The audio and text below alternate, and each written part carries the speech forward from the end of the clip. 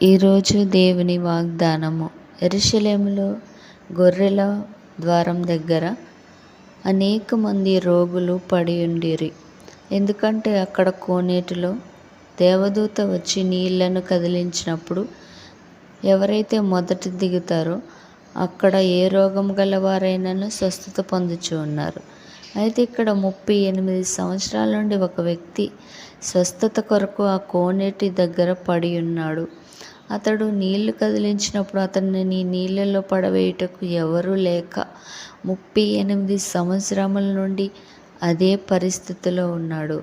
నీ జీవితంలో కూడా ఎన్నో సంవత్సరాల నుండి ఇదే బ్రతుకుచూ ఉన్నావు. స్వస్థత లేక, మరియు ఆర్థిక ఇబ్బందులు, ఎదుగుదల లేక ఎంతో బాధతో ఉన్నావు. ప్రభు నీతో మాట్లాడుతూ ఉన్నాడు. ఆయన నీ కొరకు వస్తూ ఉన్నాడు. భయపడకు. ఈ వ్యక్తి దగ్గరికి ప్రభు వచ్చి అతనిని స్వస్థపరిచెడు. ఆయన అన్నాడు, నీవు లేచి నీ పరుపు ఎత్తుకుని నడవమని.